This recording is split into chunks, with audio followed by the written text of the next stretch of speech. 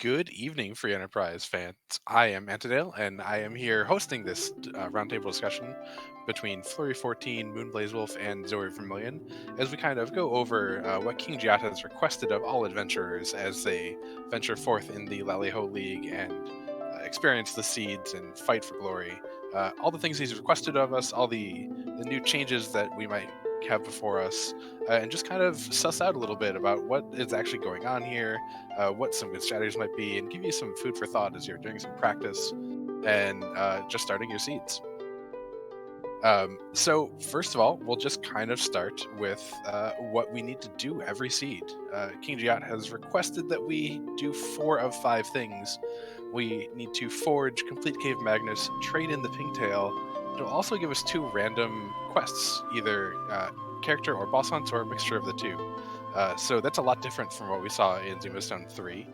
What's some of your first impressions? Sure, I'll go first. I think if you came from Zumastone 3, you were probably used to going in with the mentality that the completion percentage was going to be low. So this prioritized as opposed to efficiency over the large portion of checks instead of if something's available quick and it's free, do it now. So stuff like we always talked about the Rivers special of Fading Fabul, not really on the table, but things like that are now much more on the table. Very rarely are you going to have go mode within the first 20-30 minutes. So because of like the large amount of key items and 3 of them being terminal key items, it really lends to the long play and making sure that when you make your routing decisions that you're keeping that in mind and not necessarily going to like the first shiny thing that's available to you right away. Yeah, I totally agree with that as well. And I do think it's going to be interesting. I think character checks and boss checks play very, very differently. So just based on the numbers, it's probably more likely that you'll have 2 boss checks than you'll have 2 character checks, for example. But there's going to be some really interesting seeds where it's all character hunts. And we haven't really talked about the character flags yet, but we did design this flag set so that it is not super likely that there's going to be duplicates of the character that you're looking for. So if you are on a character hunt, there's probably in all likelihood only 1 copy of that character that you're looking for.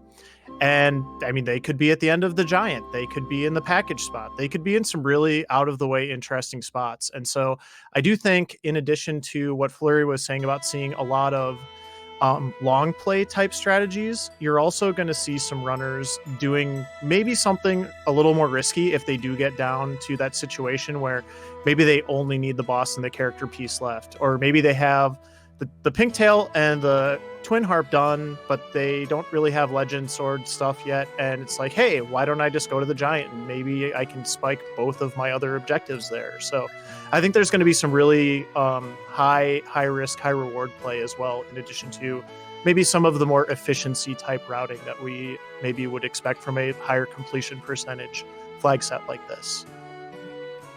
Yeah, I absolutely agree. I think that places that we didn't really prioritize in Prima Zone 3, we're going to be seeing a lot more of in the LaliHo League. Stuff like the Zot play and the Baron play in particular. I know in Threemas, Zot, it's long and it's only a single key item at the end, but when you're going through on this flag set, it's also 2 characters and 2 bosses. So depending on what you need, that's up to 5 opportunities for you to get an objective out of the way, on top of, grabbing the T-Wildest treasury there. We'll get to the treasure later. And then Baron, just as well, is 3 bosses and 2 key items and a character. It's definitely going to be very, very different routing, whereas in Threemas, a lot of the routing was just looking for your key item density, what was the fastest, how could you get to those quest objectives as quick as you could. Now you need to route in your boss density and your character density. Yeah, that's an interesting point you raised there, Zoe. I know that when I was first starting with these flags, I definitely felt a lot less directed on where to go.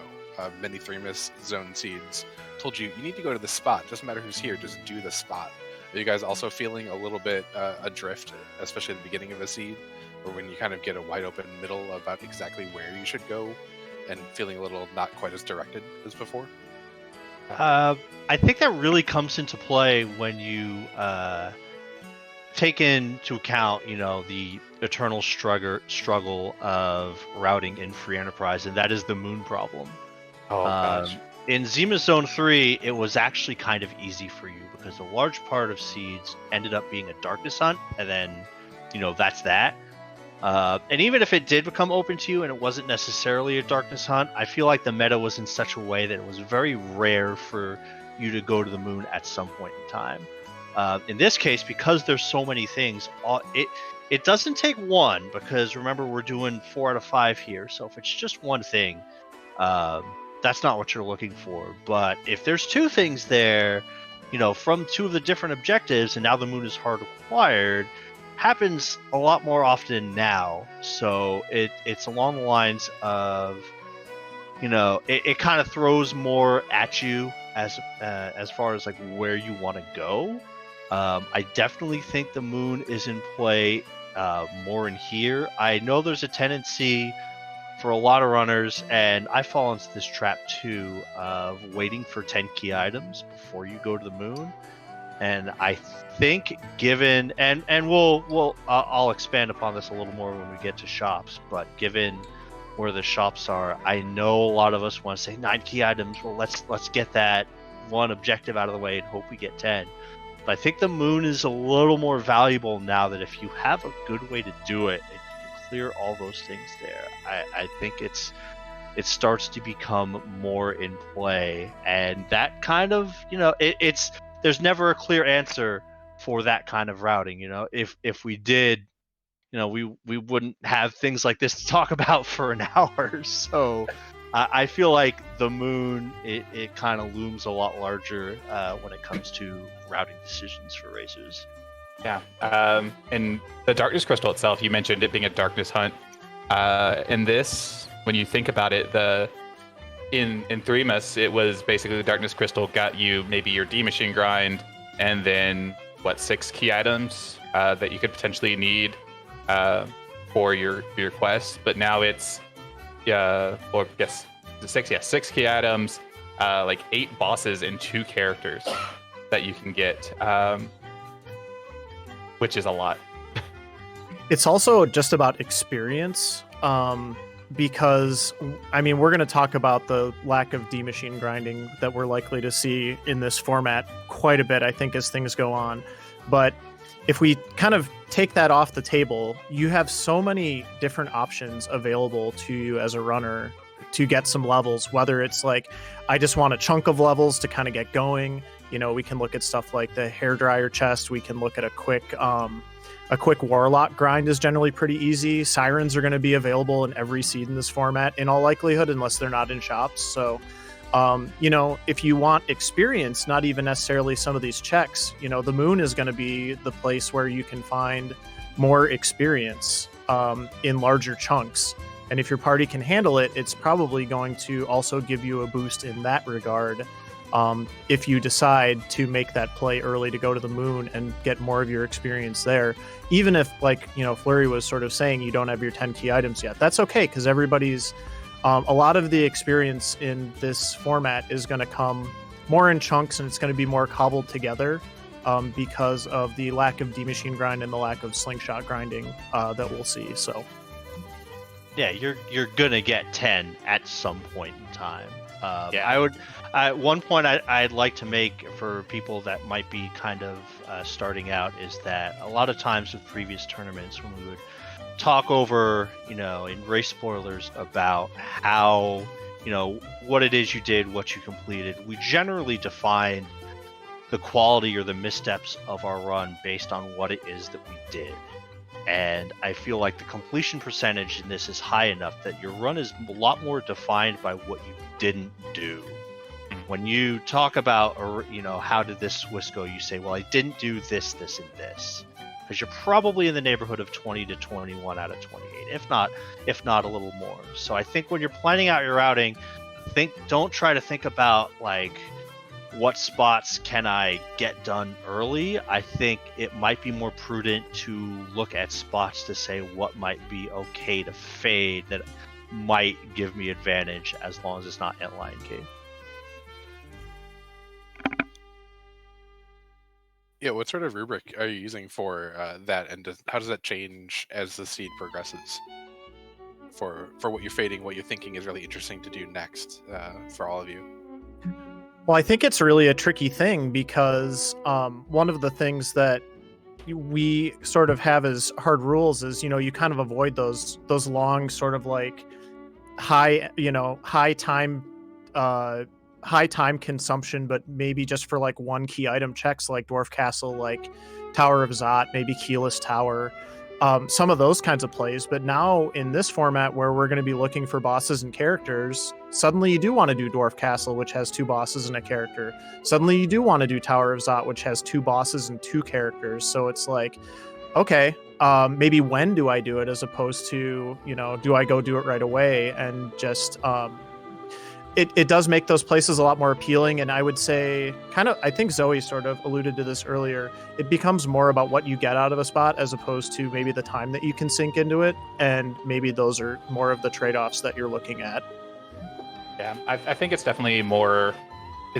A lot of my routing has been about the density in, like, basically chances on the dice for me to hit an objective, be that my boss or character objectives, or maybe one of the key items that would get me closer to one of my tasks, or even just something that unlocks one of these more dense locations.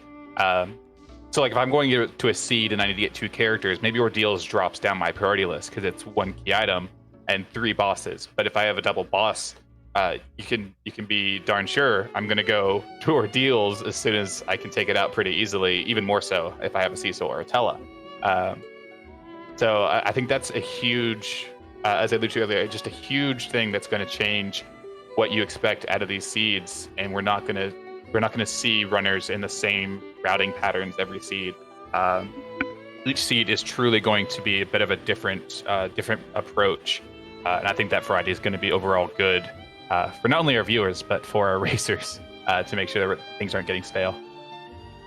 Yeah, it's going to largely depend on what those last 2 objectives are, if they're boss hunts or if they're character hunts.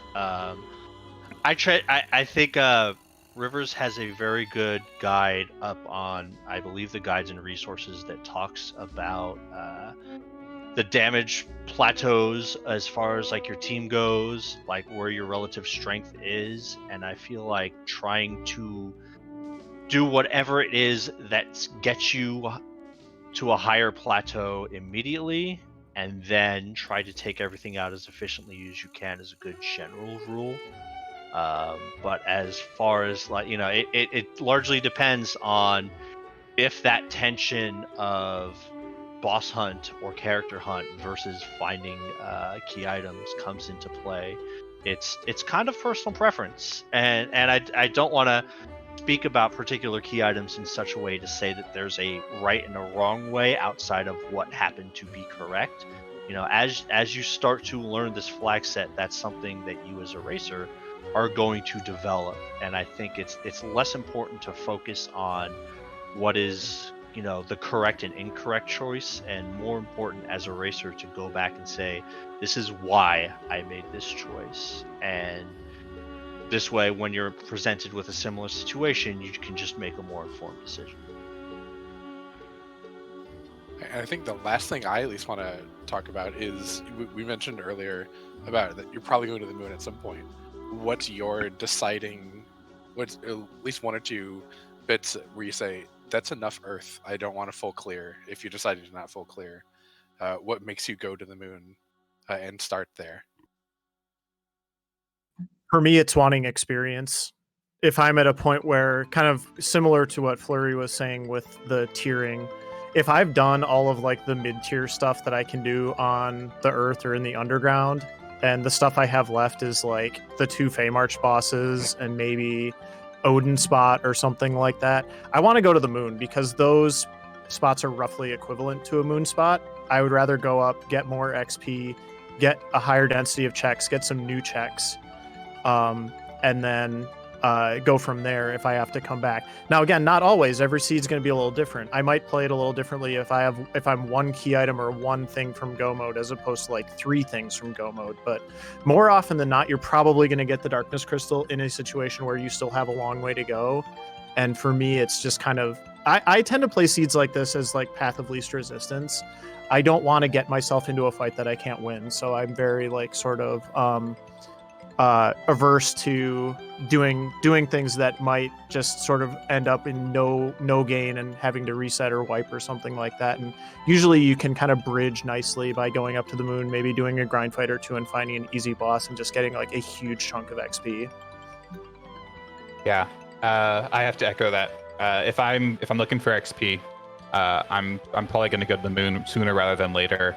Particularly if I feel like I can at least take down a couple of the bosses up there. If I've pulled some decent equipment, that's going to be a huge thing. And also, even more so, if I have a pass already, I'm going to want to go to the moon as soon as I can, clear it out, and not have to worry about it again. If I don't have the pass, I'll probably stick around the Earth for a little bit longer, because having to go through that moon cutscene twice is not something I particularly like to do. But yeah, experience and knowing that I'm not going to run into knowing that I'll be able to at least run into a couple bosses that I can take down, or at least feel confident I can take down, I'm more likely to go ahead and head on up. I don't really have a good answer because it changes on the day of the week. Oh, of course. But if you ask me today, I would say I actually don't really care about experience because sirens are available. I can get the experience anytime I want.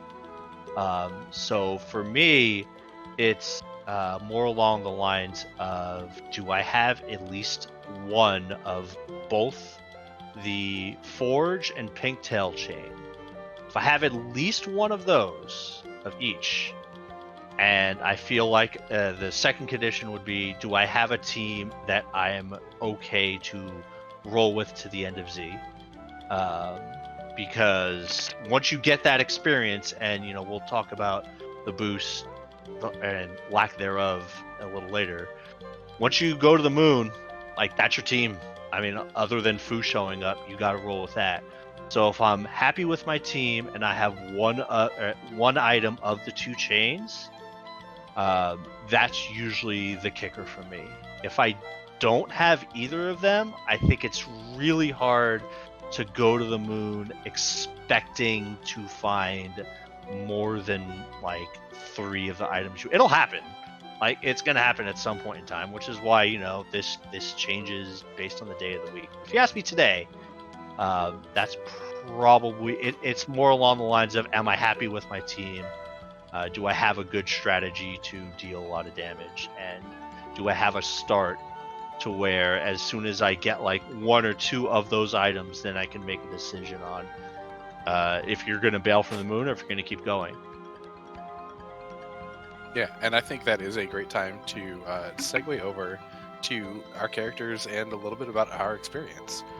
We've got a couple of interesting flags going on there, and we will, as we see here on the wonderful document we were provided from King Giant, that 2 characters are getting the day off every seed. So not just Fu gets a day off, we're just going to rotate it. Everyone's a little bit tired. Tella put up some really tremendous hours through Zone 3. He's going to get a break every once in a while. And he possibly might get more breaks than he actually thinks he will. What kind of are your first impressions about what characters you're liking a lot and what characters you're not? I'm just so glad Fu's back. I miss Fu. That's all. I think Flurry said it best when we were setting up, so I'm not going to steal his thunder. Go ahead, because I've got way too much data on this, and if I go through everything, we're going to be here till 8 o'clock.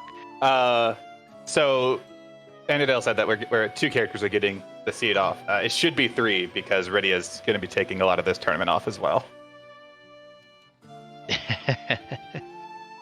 All right. Deep breath. Cecil and Fu, you take every single time. Without a doubt, you never turn them down. Fu is just too good. There's too many opportunities for you to get a holy sword. It's in the pool. You get one from Forge. You always take both of those characters. Rosa is very close to an auto take, just because, I mean, her HP pool is too great. Healing as Zerk and Blink, that's really what's going to get you through a seed. Porum is okay, but I would replace her right around the level 30 mark with another Rosa if it's available. The fighters, I like Yang as a good second fiddle as soon as I find a Cecil, because while it helps for the Z fight to have a second character that's putting out a lot of damage, chances are there's not a lot of things that's going to outdo X-Cal damage, and one of the few things that the other characters can do is an elemental weakness. So I kind of like Yang as second fiddle, but not as your main go-to. Interesting part, I think, with this flag set in particular is because you start with the dwarf axe, it makes Kmain and Sid look really good early. And I'm sure as soon as you've, for any of us who've run a bunch of these seeds, and feel free to correct me if I'm wrong, you get that early Sid and you're like, sweet, I've got a dwarf axe, I got some damage, I'm going to put that dwarf axe. Then you realize what the dwarf axe does, aka making Sid even slower than usual, and it actually kind of hurts you quite a bit in the early game. Not so much for Kane, so I tend to veer for Kane a little bit, but the opposite of that is that Sid is probably the best anchor in the game. Tella is rendered a little obsolete by Fu existing, so having Dwarf Axe Sid is a decent enough anchor to pretty much last you the entire game. And Edward, I'm sorry, I love Spoonward as much as the next person, and in a pickup race, I'm down with that, but in a tournament race, that HP pool is just not going to do it for me. I'd be interested to hear all y'all's take on Palom, because I have found myself taking Palom, well, not taking Palom, but replacing him quite a bit. And I'd also like to hear your guys' opinion on, since we see 10 out of 12 characters, what your party makeup tends to be more often than not. I've been doing Zerker strats again. It's great. I missed this. Yeah. When we could D-machine grind pretty much every seed, you just saw a lot of reflect strats, you would see other stuff if it was a fast seed. But Berserker strats are pretty cool, and it's been a while since we've really had the tools to do them on a regular basis in a flag set. So I tend to lean more towards, I agree 100% with Cecil, Fu, Rosa. Those are your top 3. Edge is probably not going to turn up too early in a seed, but he's amazing for a variety of reasons. I would say the rest of the melee characters are kind of in the middle. You don't hate them. I actually really like Sid as a backup healer, because a lot of times what you're going to find in this format, or at least what I've been finding, is you might get Porum to cure 4, which takes way too long, or you might get Rosa to cure 4, but the rest of your team's ready to go. And you need a good Yang or a Sid to back up and throw some cure 3s. Just to get the fight over with if you have an X-Cal Cecil or something like that. So, I definitely think mages are in general going to be undervalued or underpowered, mainly because you're probably not going to get to nuke to take on Z, or you're going to probably be in a situation where your choice is either go to Z now or spend more time grinding. And truthfully, you probably don't need to spend the time grinding. You can just kind of get your way through the fight without it. Yeah, Berserker strats are back, and I'm happy about that. Completely agree. Cecil, Fu, Rosa are kind of the top 3 here. Most of my Zromas fights have been looking 2 of those 3 characters are there, and then I try and supplement it with a Kane or a Yang. Been very few Z fights where I've brought in Palom or Iridia. Palom I value a lot in the early game, primarily for being able to quake through some spots, maybe a bit before my melee characters would be able to get through it easily. But if I can find a decent weapon for a melee character, I'm going to send Palom to the bench. One thing on this part of the slide here is that with nekkie on, Edge becomes a huge investment to get to something where you're going to want to fight Zeromas with them. So unless you've pulled like a Masa from an early Pink Tail or a couple Muras on the way, Edge, in my opinion, you're just going to want to maybe have him around to steal some Sirens if you've not been lucky enough to find them, or maybe steal your Bacchus Wines and then ship him out for maybe someone to anchor before you hit Zeromas. Yeah, let's talk a little bit about that nekkie flag, where people are starting with a single weapon. How does that changing your early games? Well, it's actually a buff for a lot of the characters, I think. Yeah. Kane loves it. Sorry, Spear, you ain't getting it done. It really hurts Edge, I think, more than anyone else. And Zoe made a good allusion as far as the problems that can be with Edge. I think we all know that if you find a whole bunch of ninja swords, that clearly means Edge is on the giant. And if you get a starting Sandruby with Edge there, prepare to go into Zeromus with a dancing dagger and a mute dagger, because that's just how the seeds like to treat you. I had to buy a Fire Claw once. That was a trip and a half. Right? Oh yeah, I did the same. I was like, what? Yeah. Let's also put a small pin in the I had to buy a surprising item. We'll save that for a little bit when we get to acquiring glorious equipment. Edward can start with a dancing dagger, by the way, which is great. That is the best thing about this flag set, is your mages starting with dancing daggers, or even your paladin Cecil. For what it's worth, that in combination with our tendency to be a little lower leveled has lent me to go a little more with 2 white mages, especially if I'm properly anchored, just to get a Zerk Blink combo off early to make not having armor not an issue. Because you're going to do a whole lot of looting, but a large part of the looting, and this may or may not be a segue, a large part of looting is going to be to buy a lot of the expensive things that you may not have the money to do. So you're not going to be rocking the best kind of gear that you necessarily want. So it does kind of lend me a little bit more to rely on white mages quite a bit. But otherwise, I feel like this flag is more or less a buff all around. It's just you do kind of end up with an inventory full of every single bow and arrow in the game at about the 45-minute mark. Yeah, I think it was, aside from the armor, setting the armor part aside, the weapons, it definitely brings up some of your characters that we consider to be weaker, and it brings Edge in line with everybody else. And then food to a certain extent, because you don't get that free sorcerer robe on your Soya anymore.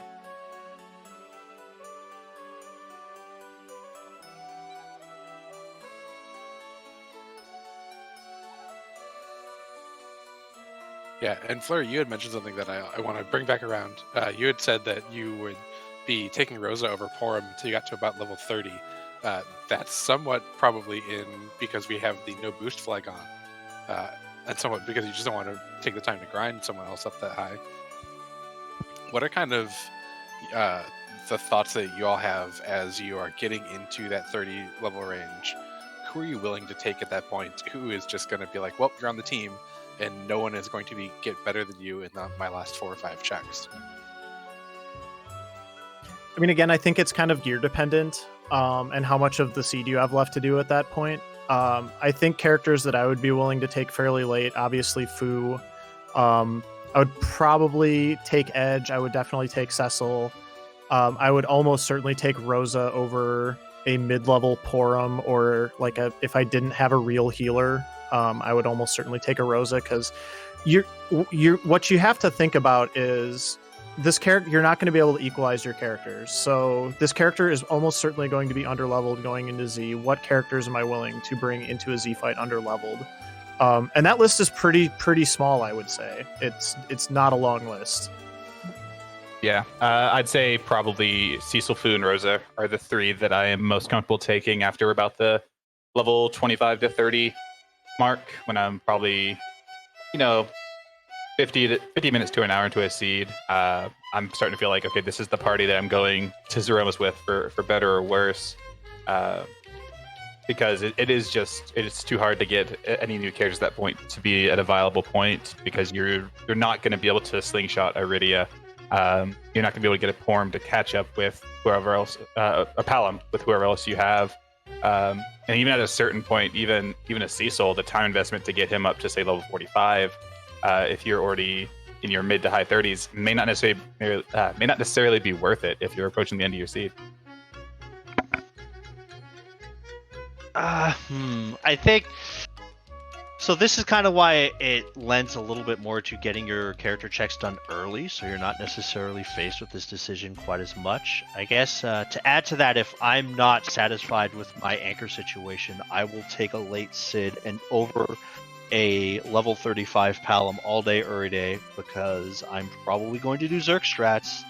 And if I don't think I'm going to hit nuke naturally, which in most cases the answer to that is no, like, I'm sorry, Palom, you're a fantastic character, but you're not going to serve me well by doing anything, casting one reflected lit 3 and then going off after the first big bang, whereas like one 200k and one 150k fight from either Sid or Yang, and at the very, very least, they can chuck Cure 3s at the characters that need them. And be prepared to go into this Zeromus fight at the level where you need to do a whole lot of nerfing and need to do a whole lot of recovering. And having characters with that high HP pool in that situation is such a benefit over that level, 45 Palom who's sitting at 1500 HP and isn't really able to do, if you miss a nerf, that's that. So I take, if I don't have a Sid and I'm sorry, Tella, you're great, you were great last tournament. If you're still in my party, Sid's taking your place. And ditto for Yang, just because if I know I'm going to be going some kind of Zerk strategy, I'd rather have a dependable RA1 source of 1500 damage that can chuck Cure 3s, as opposed to a Black Mage that I now need to put in an extra 5 minutes in order to get the damage up to where, and the survivability to where I need it.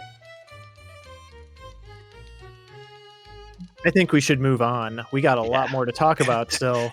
We do. Yeah, don't get me started with characters. You put a lot of talkative people in the booth tonight, Scala. I mean, it was intentional. But let's talk about the wonderful loot that we can get. We've got 2 Wildish on. There's no the sparse stuff going on, so you got a lot of treasure chests to open, and you might want to open them all because as we talked about earlier, you don't have a whole lot of gear on your starting characters. There's no armor on anyone, and you also stuff is going to sell for a quarter of the price. So you're not gonna get as much from as you're trying to sell stuff back to the merchants. There's just way too many people doing vanilla speed runs. There's too many shadow shields and shadow swords everywhere. Like, we just can't handle it anymore. So what kind of are your thoughts on how looting and equipping people has changed? Looting is about the same as it was, except for that max tier 6 makes Watery Pass, in particular, I feel a little less sacky. You don't need to fear not going as deep, maybe as much as you did before, because you're not going to find a Crystal Sword in there, neither is your opponent. You can still find some great stuff in there. You can find tier 6 loot, but you don't have to be worried about that looming over you. And I think that's fantastic. I think that allows people to kind of loot where they want to and loot where they're at, rather than dumping a lot of time into rolling the dice as many times as they can. I kind of have to kick off my comments on this just by saying I love all of the different tensions that have kind of converged in this flag set. So yeah, we gave you Sstandard shops so you can buy all that cool stuff that you love, like Bacchus wines and sirens and coffins and illusions and hourglasses, but hey, you don't have a lot of money, so you better choose wisely. We're going to give you a better starting weapon most of the time, but we're also going to take away your armor, so you might need to buy something there too. And then for looting, this kind of converges in a couple ways that I'm personally still figuring out, but the things I have figured out so far is, yes, you absolutely need a bankroll to make it through a seed, so you're going to have to loot. You're probably going to have to loot a little bit more than what we were used to with ZZ3.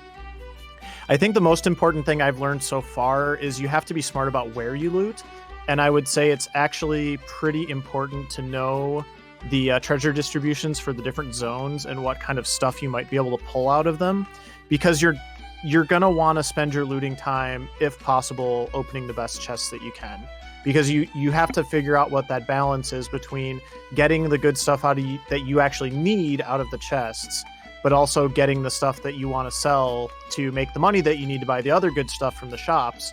But if you spend too much time looting, you're going to end up with a ton of stuff, but it's going to put you way behind. So it's just a really cool tension. I think that we're going to see a lot of maybe different conclusions about how to handle it once the races actually start going. Yeah, I think this is one of the areas where going from beginner level to the intermediate level, where you have like the most obvious and direct method of altering your play. If you're just like starting out and you want to have an idea of what it is you're looking for, I would recommend like pull up Notepad, get a list of all the items that are available in shops that you want to buy, how much, figure out how much that costs, and then go around thinking, all right, I need to make this much money. So, when you first start, and I tend to overloot on flag sets where I'm going through and checking them out.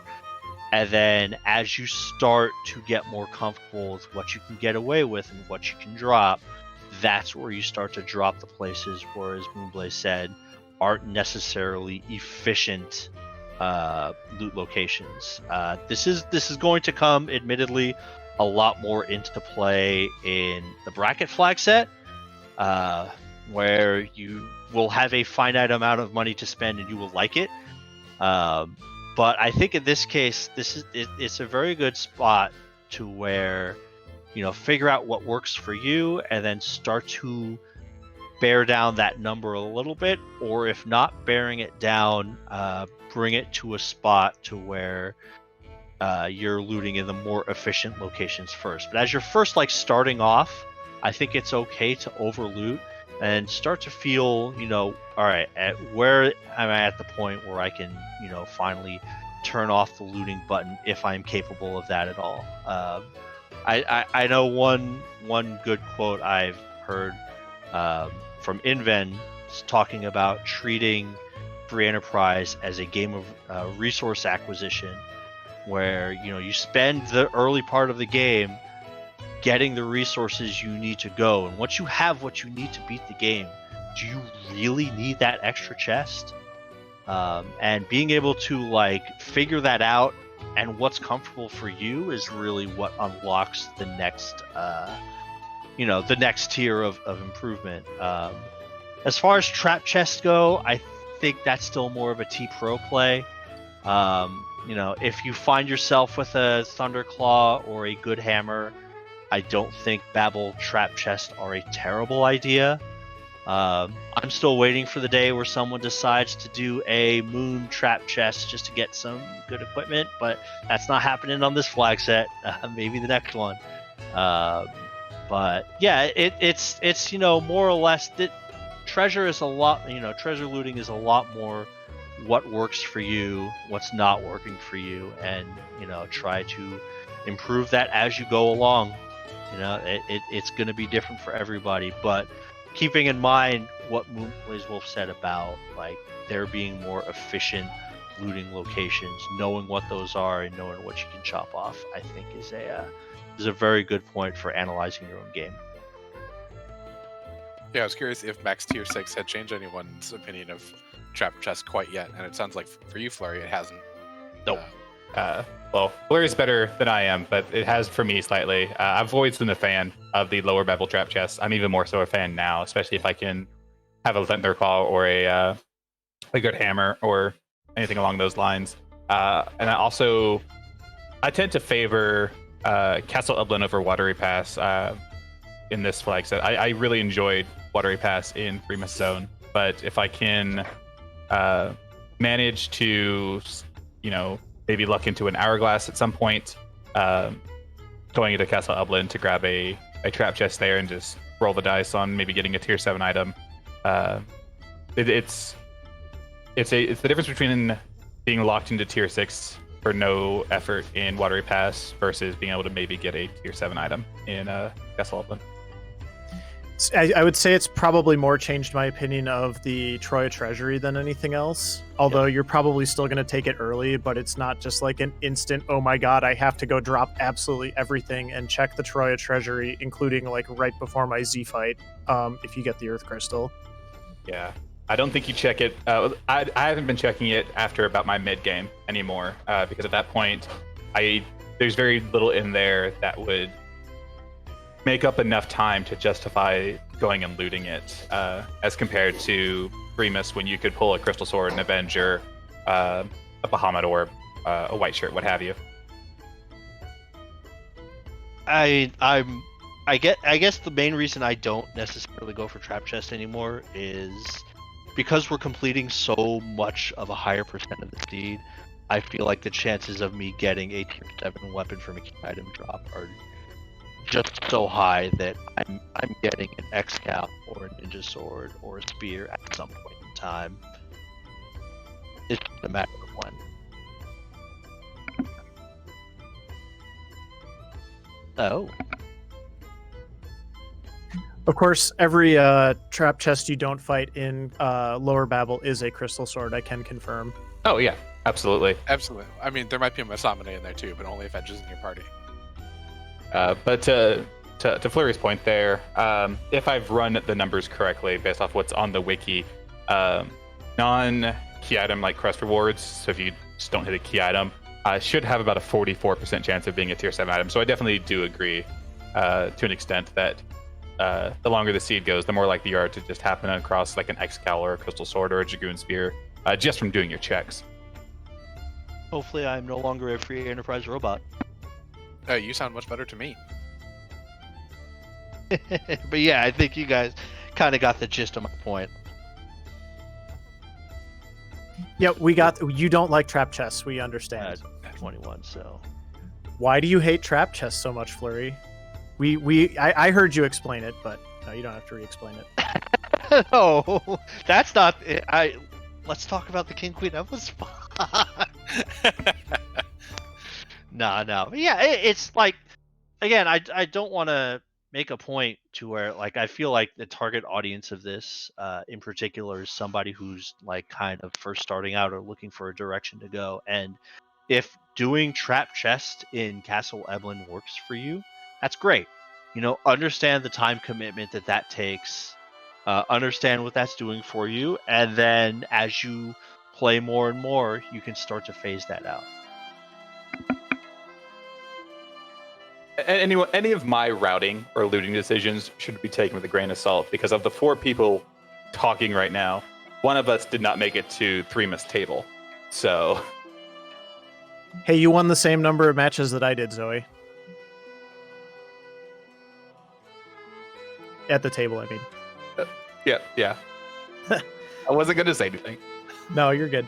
No, actually, I do think this flag set reminds me more of the Fabul Gauntlet flag set from last year, which I actually did do pretty well in. So I do feel like I'm at least somewhat qualified to speak to how to route these seeds. Obviously, Flurry and Antidale have quite high pedigrees as well. So, and Zoe knows a lot about this game. Don't sell yourself short, Zoe. Yeah, absolutely. What is each of your most surprising purchase in a shop as you've been kind of practicing the seeds, or thing that you kind of ran into and be like, that actually would have been maybe smart to buy? Boy, I think it's going to be hard to beat Fireclaw from earlier. Fireclaw's up there. I bought a karate shirt. I have bought silver rings. I've bought iron, silver, and ruby rings. So I guess the 2 off-the-wall purchases I would recommend to people is, if you see a stack of iron rings, buy them. because you are not going to get the metallic equipment to save that extra minute and a half at Cave Magnus. And someone once told me real ones keep their iron rings. The other thing is, and I'm not just saying this because I rep this strat in the Z fight, buy a Unihorn. You're going to run into a situation on a Moon D Mist with a Zerg party. Thank me later. I also feel like I've been buying heal potions when I normally don't. I'll buy just a couple. Valvalis never really scared me before, but I've been running to a surprisingly amount of early Valvalis. I don't know why that is, but those heal potions have gotten me through some really nasty early Vals. Yeah, early Vals, early Dark Elves that are awkward and fast, maybe. You can also buy kamikazes. They're very underrated.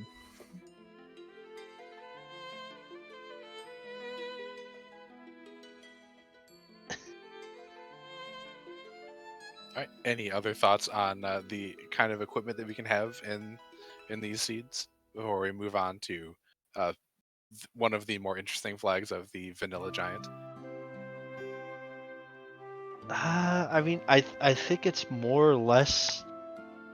I think the big difference with Escorter here is that if you were in the habit of making a few luxury purchases to fill out your equipment, such as like black belts or ogre axes, that's not necessarily going to be a thing. I do think one piece of equipment that is, boy, we're going to be so low on time here.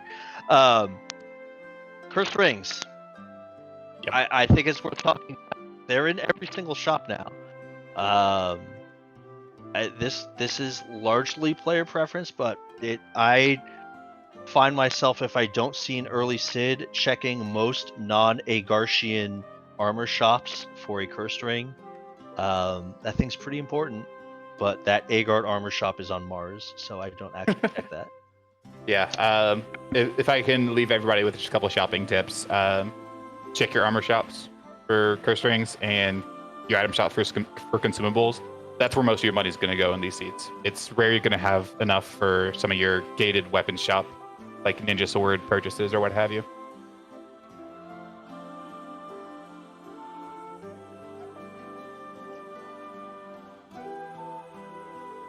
Blaze, any thoughts? Are we? No, you all summed it up. I agree. Don't go to weapon shops. It's a waste of your time, usually. Perfect. And now we've made a few mentions of how D machines are dead and Tell is less useful. Let's talk about why. King Giat is like, hey guys, you can't just go into this place, raid it for all sorts of experience, and then walk out without beating the bosses. You need to go all the way through. How much has that absolutely just killed the idea of D machines for you? Well, my notes on this document, this particular bullet point starts with, will Vanilla Giant be the flag that finally nerfs D Machine enough? And I hope so. Have any of you done a D Machine yet? I have. The second sentence is, I have yet to do a D Machine grind in my Swiss practice. I have, but it's a very, very, very specific scenario. Same. You needed. I would want to see a whole lot of mages starting, 2 character hunts, and then I'd consider doing the giant. But I mean, it's hard. I mean, if sirens are available, like it's really hard. But if you're looking to make that home run play, that can be it. But I think it requires a very specific scenario where you cannot get levels by any other means to warrant the trip. But your mileage may vary. Yeah, I think. Go ahead, Zoe. Yeah, I was gonna say, I think any efficient Siren grind is gonna be faster than doing D Machine, at least in Swiss. Just because before they were probably roughly on par. The biggest things that the D Machine got you was the slingshot possibility to immediately get a Rydia or a Palom to nuke, get a Yang to just through the stratosphere, and you're not going to have access to slingshotting. if a character is less than 5 levels below your median character, they're not going to get double experience. And then you take that away, and then you also add in a couple minutes afterwards having to kill 2 bosses and watch a not short cutscene. If you can find sirens and even like eggs, if you can one-shot them, if you have a Fu or even a Tella to weak some gold dragons, or you have some mute bells for some warlocks, that's going to be a much better use of your time if all you're after is experience. Yeah, I think actually what you do with the giant now is you go up there in a scenario where you're hunting kind of for a boss or a character, and you have a decent party, but maybe not a great party. Ideally, you have 10 key items, and then what you're actually hoping for is that it's a free first boss, and then you just don't even have to demachine grind. You just get a ton of XP from the 2 bosses up there, which, by the way, are the 2 most XP-giving bosses in the entire game. So don't sleep on the XP from those giant bosses, but yeah, it is definitely a high-risk gamble if you want to go up there looking for an objective when you have key item spots you could be checking. Just always have a second save. Please, always have a second save, because boy, you don't want to see Knazo up there, and that's your only save. Please do not soft lock yourself in an unwinnable scenario. Please. What you do if you're like me is before you, because I always accidentally save over my save, is you make 2 saves before you go up there in 2 different spots, and then when you save over one, you still have the backup one. Yeah, that's what exactly. Double save before you even step foot in the whale to go up. That is a very good idea, because I know most of them I trust myself, but I have not stepped into the giant on any of my seeds yet. So I've been tempted a couple times when I'm down to there's a character and a boss, but I've also had like 4 character boss gating key items still available. So I've absolutely been like, I could do that, but it feels like a really bad play, because that's a lot of time that if I'm wrong, I'm not getting anything for it except a little bit of XP. It's a lot of XP, but it's, it's not necessarily my progression. And I think it actually. Oh, go ahead. Sorry. I'm sorry again. I just wanted to toss this out for anybody that maybe this is their first tournament. You haven't done a ton of racing in free enterprise. You have 4 save slots. Use them. They will save you more often than you think, and it's very easy to get into the muscle memory of just pressing down before you confirm your save. Highly recommend it. Please save multiple times. All I was going to add just into the giant discussion is I think it's actually worthwhile in this format too to check what bosses you've seen and haven't seen. And maybe if you're not used to doing that, get a little bit more comfortable doing that. Because if you think there might be a free boss up there in the giant, that would be another reason to maybe go for it. So I have a question for y'all, because this scenario actually came up in a race recently. You just learned that your only character left is in the giant. Like, you have a character objective, but it's in the giant. You also have only 1 key item left. How many checks have to be available for you to say, I'm going to do the giant, or I'm going to hunt for a key item? Does either one get me go mode? Yeah, either you get the key item from, you have 1 key item left, 1 of 2, or just 1 of 1. You have that 1 key item, that's going to get you go mode. Or you can go into the giant and that character also gets you go mode. I take the giant every time. You take the giant every time? If it's Twin Harp, it makes it a little bit more interesting in my opinion, because that's actually a fairly long check. But in general, if I know that the giant is going to give me go mode, I do the giant. I would be tempted if I only had like 2 or 3 checks left to do the checks and not do the giant, but it would depend on where I am and what those checks are. Okay, because I think our race, we had 4 checks left, and they were all like immediate boss checks. I was like, I don't know. What if Knazo's there?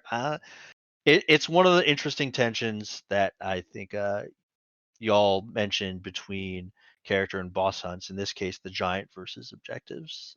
But I just thought I'd throw that out there since that scenario has actually come up a few times.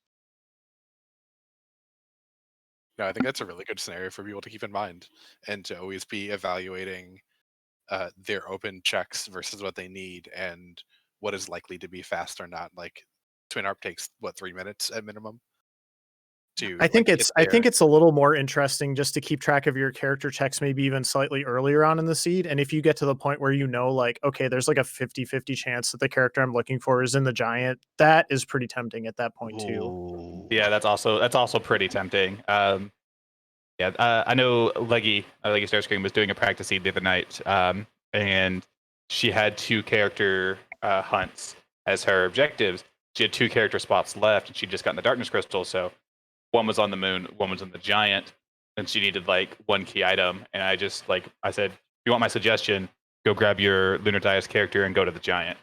That's what I would do in this scenario.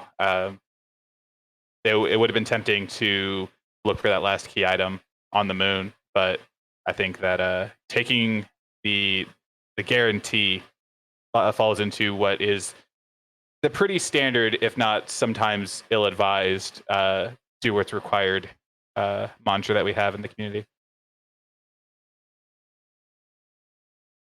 That's going to lose me a race at one point in this tournament. Oh yeah. Yeah.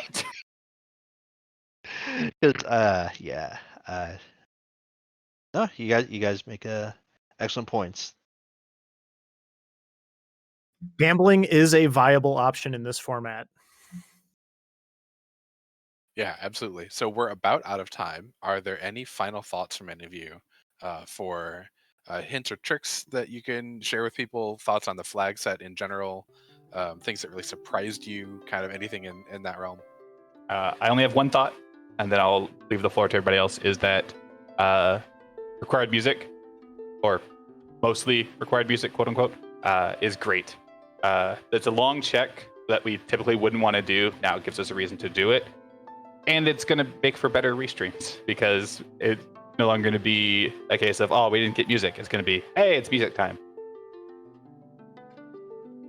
I guess my final thought would just be we're going to really see who knows the inner workings of this game, because every seed's going to be different. Every seed you're going to have maybe not a lot of good options, and you're going to have to choose the best not good option in order to progress, whether it's building your party, whether it's what checks you do, whether it's what equipment you prioritize. And I do genuinely think this is going to be an event where the cream is going to absolutely rise to the top, and we're going to see some amazing matches. I'd say learn RA1. Learn what it is to have your party at RA1, what you have to do to get there, because we're going to be zerking a whole lot, and that matters also a whole lot. So learn that, learn your party order, and yeah, this will be a great tournament, and I can't wait to see who Pancraz beats in the finals. You're not going to go for a runner-up for the second time, Flurry? Maybe. We'll see. I don't know if I can get lucky enough again, but hey, you never know. Well, thank you all very, very much for spending this hour here talking about the flag set, giving lots of great insight to everyone. And thank Scala for putting together the wonderful restream. The great touches you had with all of the layout there was delightful and wonderful. And of course, thank you everyone for watching. There were a lot of good questions. I plan to kind of do a summary of this at some point, and hopefully before Monday or before Tuesday, since Tuesday are when races start. And get that out there into the Adventurers channel at least. But thanks everyone for watching, and we will soon be going on to a race that's about to start, the 7 p.m. community race on Random Mania, where we are doing a Swiss flag seed. So again, thanks everyone for watching. Thank you all my co-panel for doing a great job, and thank you, Scala. This was a lot of fun. Thanks, everybody. Lali-Ho. Thank you. Lali-Ho! Hi-ho. Lali-Ho. No, not hi-ho. Lali-Ho.